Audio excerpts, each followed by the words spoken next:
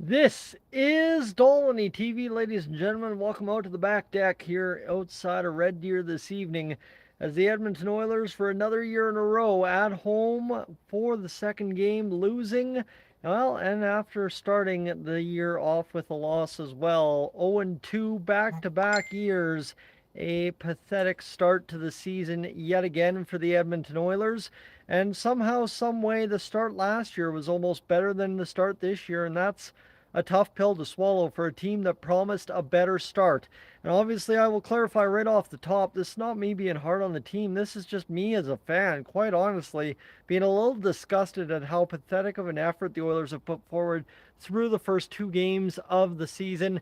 The hits have been lacking. I mean, you're losing a game against Winnipeg. You're losing a game against a bottom tier team like Chicago, and no one tries to go out there and throw the body, run around. Nobody's out there trying to scrap somebody on the other team, get the boys fired up. It is just a pathetic, soft, uninspired effort from the Edmonton Oilers that leaves fans like you and me sitting there with a headache, cramping between the brain, watching the game go on, knowing full well it wasn't going to get better. And I mean, to any fan that's going to sit here and tell me, as an Oilers fan, fellow Oilers fans listening to this video, if you're going to sit there and tell me, quite honestly, the refs were the problem tonight, get serious. Get serious and grow up, because the Oilers, they deserve every bad call, every unfortunate call that went against them tonight. It was absolutely deserved, because they did nothing to earn good refereeing in their favor. Because, come on, at some point, I've seen this term dig in put out there a lot this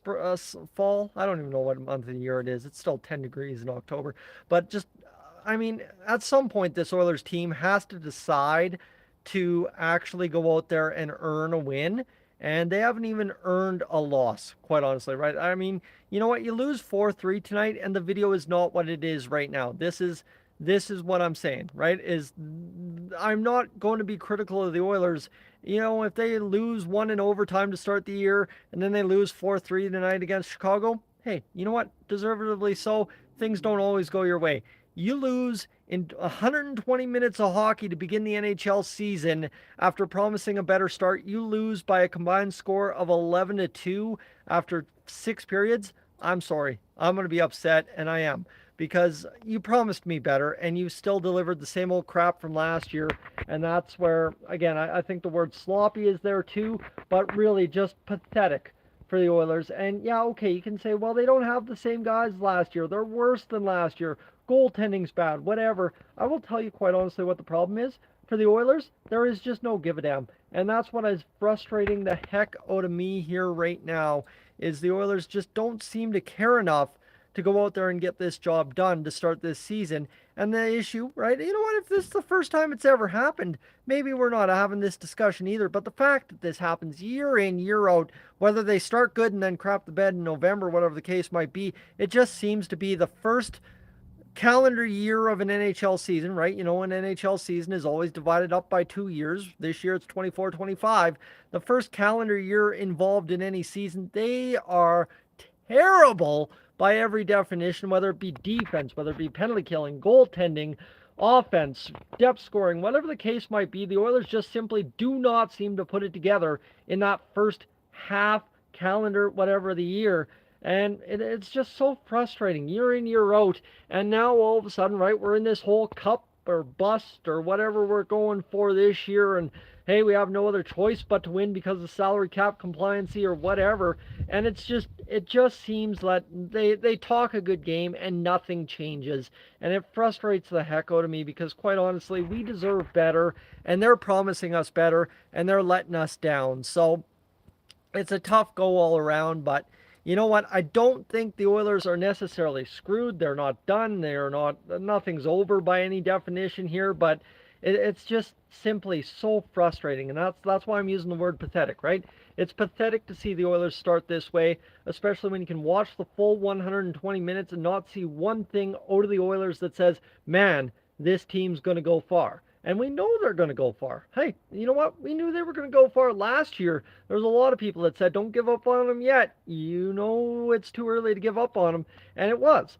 But again, it's just, come on, at what point do we learn our lessons, get our poop in a group early, and get going? And that's, again, why I'm frustrated here tonight. I'm going to be on repeat pretty much all night talking about this hockey game, but you get the point, right? And the nice part is, I think tonight, as an Oilers fan, I can sit here and tell you Stuart Skinner was not the problem.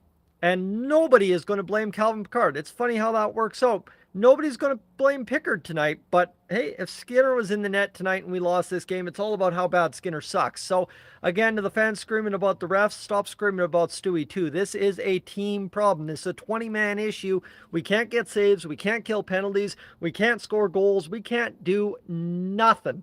So it's just frustrating at this rate, and it just seems like the Oilers, I mean, I don't know if they just don't care, and that's where, again, right, they don't care about how the season starts, they only care how the season ends, and that's fair enough, but I'm really frustrated at the fact that we have lost 2 games, giving up 5+ goals in each of them, 11 total on the year so far. Our goal differential is -9 through 2 games, and the problem is, just doesn't seem like anyone's going out there to fire up the boys. No one's going out there to create a problem for the other team. Nobody's going out there and really showing emotion.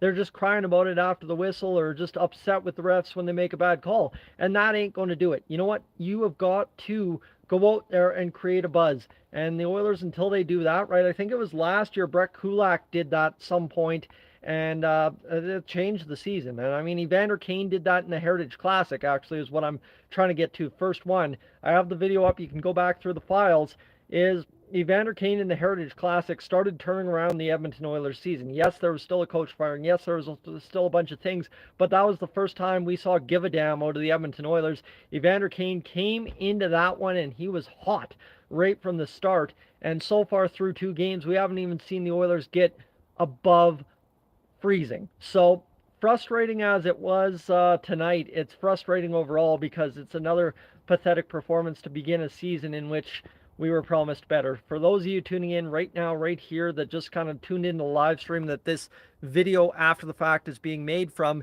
is it's really just for the Oilers, an effort that you can't even smile about, you can't even enjoy, and you just spent a Saturday night, the first hockey night in Canada, being frustrated by an Oilers team that promised you better. So again, I don't know if I'm being too critical to go, but it's too early to make judgments that they aren't going to do anything or they don't have this or they don't have that. But the Oilers quite simply just need to get it together and get going, because I am tired of watching this year in, year out start like this, start how we always do, and then come back and roar to life in the second half. I want to see a team win, my Oilers team, win in the first half of the year. I don't want to wait until December 31st or whatever to say, hey, this team's going places. I want to see this Oilers team get up, get going, and get the job done early and often. And for another year in a row, they've started 0-2, and we're sitting here frustrated again. So I'm frustrated, and I mean, I guess to say that is not to diminish the effort from the Chicago Blackhawks tonight. If I have just said everything about this Oilers team, what they didn't do tonight, I will tell you everything the Oilers saw out of the Chicago Blackhawks is exactly what the Blackhawks needed to do to win tonight. They needed to block shots, they needed to get goaltending, they needed to go out there and earn the victory, and they did. The Oilers didn't earn nothing, and the Chicago Blackhawks, a bottom 5 team, steamrolled them tonight, as they very well should have. So, tough all around.